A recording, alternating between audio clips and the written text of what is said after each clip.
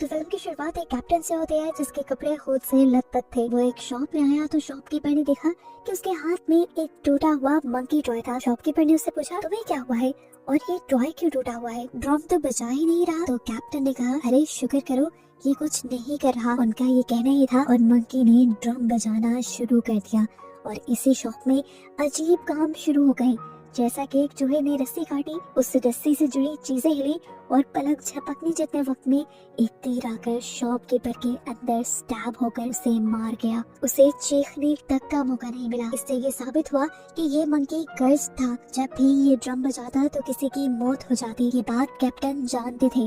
वो मंकी के इस मौत के गेम से तंग आ चुके थे, इसलिए फैसला करते हैं कि ये इस मंकी को जला देंगे। और जलते हुए भी हमें दिखाया जाता है कि वो मंकी अजीब तरीके से हंस रहा है, जैसे कोई प्लान अभी बाकी हो। देखते हुए कैप्टन का बस इतना ही कहना था कि मैं अपने बच्चों के लिए एक बहुत बड़ी परेशानी छोड़कर जा रहा हूँ। जिसके बाद सीन यहीं से कट होकर हमें काफी सालों बाद 19 है। हम दो लड़कों को देखते हैं, हेल और बेल, जो जुड़वा भाई है और कैप्टन के ही बेटे हैं। और अब ये दोनों कैप्टन के मरने के बाद सिर्फ अपनी मॉम के साथ रहते थे। उनकी मॉम भी ज्यादा अपने काम में बिजी रहती थी, तो दोनों का वक्त ज्यादा एक दूसरे के साथ ही गुजरता था। इन दोनों को अपने डैड के बारे में जानने के लिए हमेशा क्यूरियोसिटी रहती थी, लेकिन इनकी मॉम इनसे कभी इनके डैड के बारे में बात ही नहीं करती थी। एक दिन इन्होंने खुद अपने डैड के सामान को चेक करने का फैसला किया, जहाँ पर उनकी मिलिट्री यूनिफॉर्म के साथ उन्हें एक बॉक्स भी मिला। इस बॉक्स को जब खोला गया तो इसमें वही मंकी था जिसे हम मूवी के स्टार्ट में देख चुके हैं। बॉक्स पे लिखा था, इस मंकी में चाबी भरो और फिर देखो क्या होता है। बेल हेल से कहता है, हमें ये चेक करना चाहिए। हेल भी जोश में आकर मंकी के अंदर चाबी घुमा देता है, लेकिन देखता है कि मंकी के अंदर कोई भी चेंजेस नहीं आए थे। शायद एक खिलौना पुराना और खराब हो चुका था। यही सोचकर वो इसको छोड़कर यहाँ से बाहर चले जाते हैं, लेकिन वो इसकी हकीकत जानते नहीं थे। खैर, हेल और बेल को अपनी नैनी के साथ आज लाइफ किचन रेस्टोरेंट जाना था, जहाँ जाने के लिए ये लोग बहुत ज्यादा एक्साइटेड थे। जब ये लोग जाकर गाड़ी में बैठते हैं तो हेल देखता है कि उनसे पहले ही वो मंकी टॉय आकर गाड़ी में बैठ चुका था। उसे अपनी आंखों पे यकीन नहीं हुआ। वो खुद मंकी टॉय को बॉक्स के अंदर रख कर आया था। फिर उसने ज्यादा ध्यान नहीं दिया और ये लोग चल पड़े। ये लोग रेस्टोरेंट के अंदर आ जाते हैं और जब ये लोग खाना बनता एंजॉय कर रहे होते हैं, तभी हेल को एक अजीब सी आवाज सुनाई देती है, मंकी के ड्रम बजाने की आवाज। उसे ये नहीं समझ आ रहा था कि उसके साथ हो क्या रहा है। वो तो मंकी को गाड़ी में छोड़ कर आया था, फिर ये आवाज उसे यहाँ कैसे आ रही थी? अभी इसने ये सब सोचा ही कि एकदम से शेफ की करतब दिखाती नाइफ उड़ते हुए सामने चली गई और हेल की नैनी के गले पर चलकर उसका गला कट कर नैनी की वही मौत हो गई और इन्हें संभलने का मौका तक नहीं मिला। सबको ये एक एक्सीडेंट लग रहा था, लेकिन हेल जानता था कि ये एक एक्सीडेंट नहीं बल्कि ये कुछ और ही है। हेल और बेल अपनी नैनी की मौत से, जो कि उनके सामने ही हुई थी, बहुत ज्यादा डिस्टर्ब हो गए थे। उनकी मॉम उन्हें नैनी के फ्यूनरल पर लेकर जाती है और उन्हें समझाती है कि लाइफ ऐसी ही है, कौन कब मर जाए किसी को नहीं पता। अब ये सब घर आ जाते हैं और हेल जाकर सबसे पहले मंकी टॉय के पास जाता है और उसे पूछता है, क्या ये सब जो हो रहा है उसके पीछे तुम्हारा हाथ है? अभी वो ये बात ही कर रहा था कि उसका भाई बेल यहाँ पर आ गया और उसे तंग करने लगा। हेल ने उसे मंकी की स्टोरी सुनाना शुरू की कि किस तरह मंकी बॉक्स से उनकी कार में आया, फिर कार से उसे ड्रम बजाने की आवाज सुनाई दी और उसके फौरन बाद नैनी की डेथ हो गई। बेल ने उसकी ये बात सुनकर मजाक उड़ाया और अगले दिन उसके लिए और भी मुसीबत खड़ी कर दी। पूरे स्कूल में उसकी ये मंकी वाली कहानी मशहूर कर दी, जिसकी वजह से उसका बहुत ज्यादा मजाक बना। हेल को गुस्सा आ चुका था अपने भाई पे, इसीलिए वो गुस्से में घर आकर मंकी के अंदर चाबी घुमा देता है और उससे कहता है कि चलो मेरे भाई को मार दो। वो तो गुस्से में ये सब कर रहा था, नहीं जानता था कि इसका अंजाम क्या होगा। उसके चाबी घुमाते ही नीचे उसकी मॉम की तबीयत खराब होने लगी, जो इन दोनों के लिए खाना बना रही थी। उसकी आंखों से, कान से, नाक से खून आने लगा और वो वहीं पर गिरकर मर गई। डॉक्टर्स के मुताबिक हेल की मॉम की डेथ ब्रेन हेमरेज की वजह से हुई थी, लेकिन हेल हकीकत जानता था कि उसकी मॉम की मौत उसकी एक गलती की वजह से हुई है। गम और गुस्से में वो घर जाकर एक हथौड़ी से उस मंकी को तोड़ डालता है, लेकिन अगले दिन जैसे ही सुबह उठता है तो उस मंकी को सही सलामत अपने घर पे देखता है। इधर दिखाया जाता है कि बेल तो बहुत ज्यादा सदमे में था। वो अपनी मॉम की मौत का सदमा बर्दाश्त नहीं कर पा रहा था। उसने अपनी मॉम के फ्यूनरल के कपड़े भी 3 दिन तक नहीं बदले और फिर तीसरे दिन उन्हें उनके अंकल लेने आ गए, क्योंकि उनके मॉम डैड दोनों ही मर चुके थे। इन्हें किसी की कस्टडी में तो रहना था। यहाँ आने के बाद हेल के दिल में बहुत ज्यादा रिग्रेट था। वो सारे ये बात बेल को बताना चाहता था। काफी देर हिम्मत करने के बाद उसने बेल को बता भी दिया कि उसकी मॉम की मौत उस मंकी के ड्रम बजाने की वजह से हुई है और इसके पीछे गलती भी मेरी है। मैंने ये गुस्से में उस मंकी में चाबी भरी थी और जब भी उस मंकी में चाबी भरी जाती है तो किसी की मौत हो जाती है। बेल को बिल्कुल यकीन नहीं आया उसकी इस बात पे। उसने कहा अच्छा ठीक है, अगर ये बात है तो तुम प्रूफ करो, तुम दोबारा से चाबी भरो।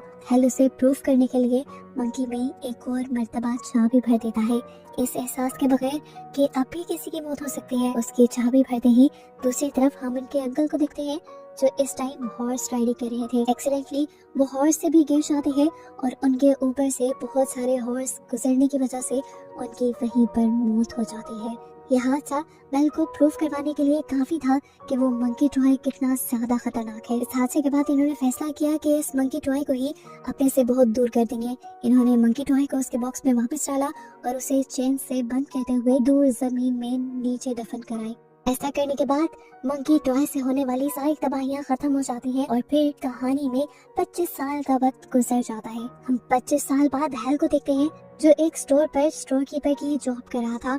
उसने अपने भाई से सारे ताल्लुक खत्म कर दिए थे क्योंकि उसे डर था कहीं वो अपने भाई से मिले तो इन दोनों के मिलते ही वो मंकी इनका पीछा ना करने लगे और उसकी तबाहियां दोबारा शुरू ना हो जाएं। अब हेल अपने मैनेजर से छुट्टी मांगता है क्योंकि आज उसे अपने बेटे पीट से मिलने जाना था जो उसकी एक्स वाइफ के साथ रहता था। वहाँ जाकर उसे एक शॉकिंग न्यूज पता चली कि उसकी एक्स वाइफ और उसका हस्बैंड अब पीट की लीगल कस्टडी लेने लगे हैं, जिसका मतलब था कि हेल अब और ज्यादा अपने बेटे के साथ टाइम नहीं स्पेंड कर पाएगा। ये उसके साथ आखिरी 2 दिन थे जिन्हें वो ज्यादा से ज्यादा अपने बेटे के साथ स्पेंड करना चाहता था। इन दिनों को यादगार बनाने के लिए हेल एक रोड ट्रिप पर निकल जाता है और रात होने पर ये लोग एक मोटेल में रुकते हैं। यहाँ पर हेल का बेटा उससे उसकी फैमिली के बारे में सवाल करता है। उससे पूछता है कि क्या आपका कोई भाई है।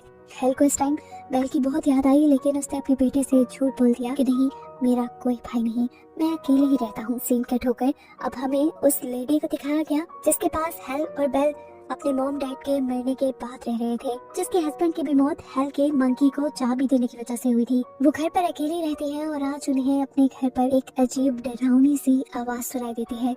उन्हें ऐसा लगता है कि कोई उनके घर में घुस आया है, जिसे देखने के लिए वो अपनी गन उठाकर बाहर निकल आती है।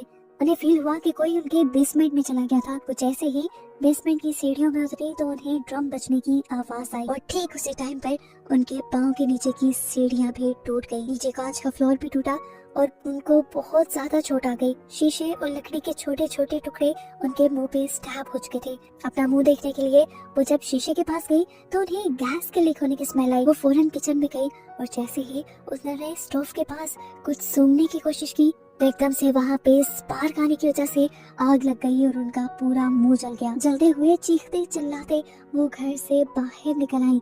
उन्हें समझ नहीं आया और वो सामने वाले बिल बोर्ड के पास चली गई, जहाँ जाते ही उनका सर बिल बोर्ड में स्टैब हो गया और उनकी वहीं पर मौत हो गई। ठीक इसी टाइम पर हेल को अपने मोटेल रूम में एक भयानक सपना आ रहा था।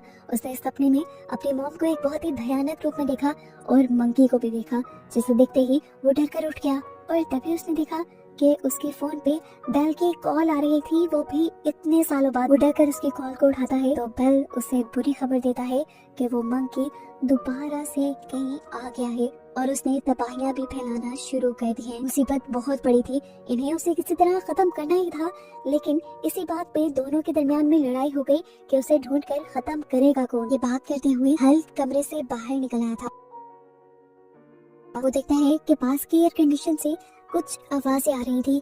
वहाँ पर स्पार्किंग हो गई, एयर कंडीशन जाकर दूर गिरा और वायर टूटकर पूल के अंदर गिर गई। पूल के अंदर करंट तोड़ गया और जैसे ही एक लड़की ने पूल में जंप की तो करंट लगने से उसकी वहीं पर मौत हो गई। ये देखकर हेल और भी ज्यादा डर जाता है और समझ जाता है कि वो मंकी पहले से ज्यादा खतरनाक हो गया है। अब तो उसका नाम लेने पर भी तबाहियां शुरू हो जाती हैं। हेल अब सबसे पहले पीट को वापस घर छोड़ने का फैसला करता है ताकि कम से कम उसकी जान खतरे में ना पड़े। लेकिन पीट तो हेल की पुरानी घर जाना चाहता था जहाँ पर वो अपनी आंटी के साथ रहते थे। ये उसकी आखिरी ख्वाहिश थी। हेल को लगा कि उसे पूरी कर देनी चाहिए, इसलिए वो उसे अपनी आंटी के घर ले गया, जहाँ दिखाया गया कि आंटी के मरने के बाद उनके सामान की नीलामी हो रही थी और यहीं पर वो मंकी टॉय भी था जिसे एक लड़के ने खरीद लिया। रास्ते में हेल को अपना पास्ट भी आता रहा था, कैसे वो अपने डैड के लिए तड़पता था, उन्हें मिस करता था, लेकिन उनकी मॉम ने कभी उनसे क्लोज होने ही नहीं दिया और फिर तो उनकी मौत ही हो गई। उसके इसी ख्यालों से उसे जगाती है यहाँ पर एक एजेंट। जो एजेंट इसे एक शॉकिंग न्यूज देती है कि जिस टाउन में इस टाइम वो आया था उस टाउन में अजीबोगरीब काम हो रहे थे। टाउन में एक के बाद एक लोग अजीबोगरीब हादसे से मर रहे थे। ये सुनकर हेल शॉक में आ गया। वो समझ गया कि मंकी टॉय इसी टाउन के अंदर है। ये दोनों बातें ही कर रहे थे कि इन दोनों की बातों से पीट को पता चल गया कि हेल का एक भाई बेल भी है। फिर अब हेल को उस मंकी टॉय को ढूंढना था, जिसके लिए वो स्टोर रूम में चला जाता है जहाँ पर ऑक्शन की सारी चीजें रखी गई थी। और वो जानता था कि उसकी आंटी के घर की सारी चीजें भी जो ऑक्शन में नहीं बिकी होंगी वो यहीं पे होंगी। उसने पूछा क्या ऑक्शन में कोई मंकी टॉय भी था। एजेंट को ये अच्छी तरह से याद नहीं था, इसलिए उसने हेल के लिए स्टोर रूम खोल दिया जहाँ पर वो उस मंकी टॉय को ढूंढने लगे। एजेंट ने जैसे ही एक कैबिन खोला तो अंदर से एक शॉटगन निकलकर उसके ऊपर गिर गई और खुद ब खुद चल गई, जिससे उस एजेंट की भी वहीं पर मौत हो गई। इस लड़की के मरते ही पूरे स्टोर रूम के अंदर उस मंकी टॉय के ड्रम्स की आवाजें सुनाई देने लग जाती हैं। अब यहाँ हेल को ये बात पता चलती है कि बेल पहले से ही इसी टाउन में है, लेकिन वो उससे मिलने नहीं आ रहा। हेल उसे फोन पर धमकी भी देता है और जब तब भी बेल उससे मिलने के लिए नहीं आता तो वो बेल की लोकेशन ट्रेस करने लग जाता है। और यहाँ हमें बेल के घर दिखाया जाता है कि बेल के इरादे बहुत ज्यादा खतरनाक थे। ट्विस्ट ये था कि वो मंकी टॉय जिसे हेल हर जगह ढूंढ रहा था वो उसी के भाई बेल के पास था। बेल ने इस मंकी टॉय को ऐसे संभाल रखा था जैसे वो कोई इसका अहम दोस्त हो। साथ ही उसने अपने पूरे घर में अब ट्रैप्स भी लगा दिए थे, क्योंकि वो जानता था कि हेल उससे मिलने के लिए इस घर में जरूर आएगा और वो उससे बदला लेना चाहता है। उसे लगता था कि उसके डैड की, उसके मॉम की मौत और उसके अंकल की मौत भी हेल की ही वजह से हुई है। वो दुनिया में आज अकेला है तो हेल की वजह से ही है, इसीलिए वो हेल को मारना चाहता है। सीन्स पास में शिफ्ट होते हैं और दिखाया जाता है कि जब इन दोनों भाइयों ने मिलकर उस मंकी टॉय को मिलकर जमीन के नीचे दफन कर दिया था, तब बेल वापस गया था उस मंकी टॉय को वहां से लेने के लिए, लेकिन तब उसे मंकी टॉय वहां नहीं मिला, सिर्फ मंकी टॉय की चाबी मिली थी, जिसके बाद से आज तक वो उस मंकी टॉय को ढूंढने की कोशिश कर रहा था। और आखिर वो मंकी टॉय उसकी आंटी के घर से ही मिला, जिसे उसने किसी दूसरे लड़के के जरिए खरीद लिया। अब यहाँ पर वो लड़का जिसने बेल को वो मंकी बेचा था, उसे वो मंकी वापस चाहिए था। उसने जब देखा कि हेल और उसका बेटा पीट आंटी के घर पर है तो वो उन्हें गन पॉइंट पर लेकर बेल के घर के पास आ गया। उसे गन पॉइंट पे ही धमकी देते हुए पीट से कहा कि तुम अंदर बेल के घर जाओ और वहाँ से मंकी टॉय लेकर आओ। हेल जानता था कि अगर उसके हाथ मंकी टॉय लग गया तो बहुत बुरा हो जाएगा। वो उसे समझाता भी है कि तुम गलती से भी उस मंकी टॉय की चाबी ना चला देना, नहीं तो यहाँ तबाहियां शुरू हो जाएंगी। यहाँ दिखाया जाता है कि पीट सारे ट्रैप से बचते हुए बेल के पास पहुँच गया था।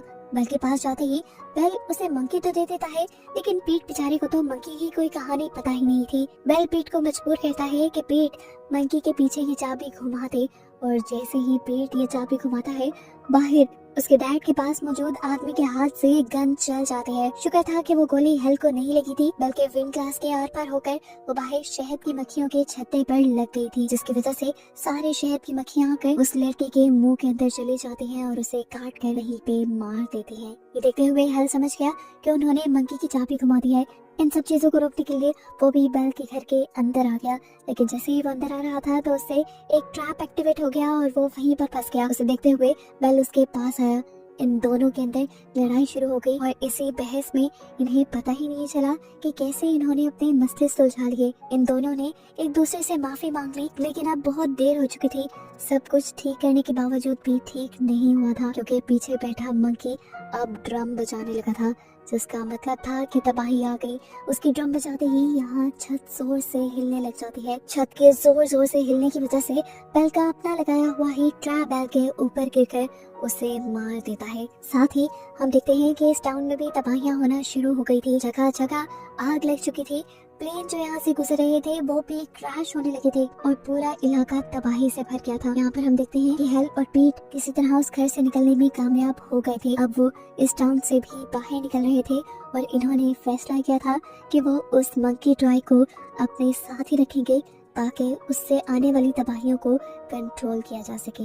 इस टाउन से निकलने से पहले ये इस टाउन में एक हॉर्समैन को देखते हैं, जो कि डेथ की एक निशानी था, जो रिप्रेजेंट कर रहा था इस टाउन की तबाही को। और बस इसी को दिखाते हुए ये कहानी यहाँ खत्म हो जाती है।